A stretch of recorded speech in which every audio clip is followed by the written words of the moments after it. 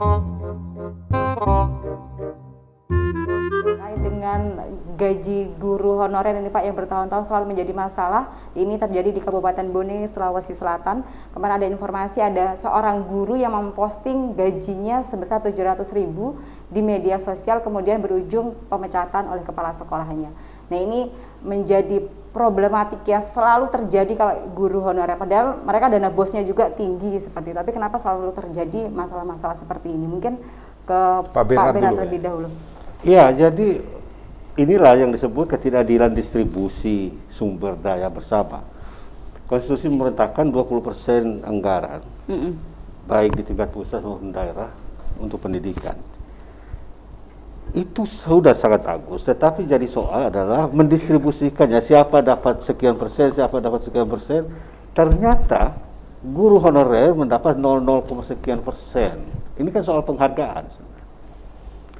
Dana ada, karena 20% besar sekali, melebihi proyek-proyek lain loh. Tetapi mendistribusi kepada katakanlah 5 orang di sini, saya mungkin dapat besar sekali. Tapi Mbak Erna mungkin dapat 0,0 sekian. Nah, kebetulan itulah yang disebut guru honorer. Guru honorer itu adalah di satu pihak mereka butuh kerja, yang kedua mereka mengabdikan diri, walaupun tanpa status yang jelas, mengajar. Jadi kok yang dilihat status honorernya, kenapa tidak status, bukan status, prestasi yang dia lakukan, yang dia raih sebenarnya. Seberapa bagus dia mengajar, seberapa intens dia mengajar, itu dihitung, bukan soal dia honorer atau tidak honorer. Maksudnya kalau mau hargai secara betul.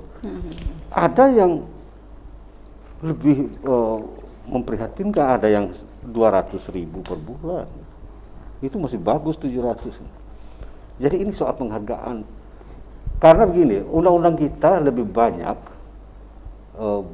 berat ke status itu. Status antara status kontrak atau status honorer atau status PNS. PNS yang diprioritaskan. Walaupun prestasinya tidak lebih baik dari yang honorer. Nah, mestinya kalau pakai prestasi sebagai standar, negara-negara maju kan pakai prestasi, bukan Anda pendidikannya doktor atau profesor atau master, bukan. Prestasimu apa? Apa yang Anda bisa perbuat, itu yang saya bayar, bukan statusnya. Oke. Nah, jadi ini persoalan, ini menjadi koreksi untuk aparat pembuat hukum agar perlahan-lahan aturan kita digeser ke prestasi, bukan ke status. Oke. Dan ini informasinya 700.000 itu tidak per bulannya Pak, ini dirapel 4 bulan. Jadi 4 bulan ya, itu ya, berarti rata-rata 200.000, ya, oke. Itu soal penghargaan. Jadi penghargaan pada prestasi terlalu rendah, penghargaan pada status terlalu tinggi. Oke. Nah ini ironis sekali ya Pak Yosef, karena guru itu kan mereka biasanya satu dulu, kemudian juga dibandingkan dengan karyawan pabrik, gajinya lebih banyak karyawan pabrik. Ini bagaimana Pak Yosef? Begini, dapur keberhasilan sebuah bangsa di dalam pembangunan itu dikelola dari sarana pendidikan. Maka pendidikan itu harus mampu untuk mendidik karakter-karakter bangsa yang nanti akan membawa perahu bangsa ini menjadi lebih baik, yang mana mewujudkan cita-cita kita. Saya selalu kembali pada Pancasila, keadilan sosial bagi seluruh rakyat Indonesia. Maka sumber utama dana itu harus digelontorkan ke sana.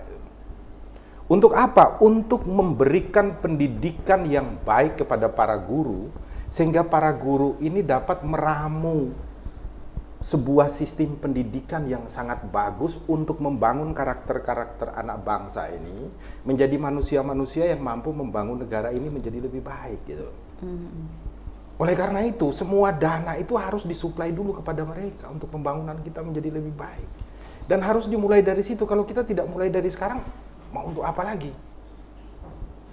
Semua pembangunan yang baik, yang berpihak kepada rakyat, yang berpihak kepada kemanusiaan, yang berpihak pada moralitas, lahirnya dari dapur pendidikan. Maka apa? Supaya para guru ini mampu untuk memberikan pendidikan karakter yang baik, mereka harus terjamin di dalam kebutuhan hidupnya. Menteri Pendidikan kita ini kan baru dia, masih muda lagi. Memiliki potensi untuk mampu merubah sistem pendidikan kita menjadi lebih baik seperti negara-negara di Skandinavia dan lain sebagainya. Ini bagus. Saya berharap ke depan kementerian ini mampu untuk mewujudkan hal tersebut bagi kita semua dengan menterinya ini. Oke. Actionnya yang belum ada. Actionnya seperti itu. Oke, kita tunggu seperti apa nanti kebijakan dari Pak Menteri terkait dengan kasus yang terjadi di Bone. Semoga tidak ada kasus-kasus serupa, karena kalau gaji honorer ini dengan rendah itu tidak menjadi rahasia publik lagi. Betul. Sudah menjadi rahasia publik karena tidak hanya terjadi di Bone.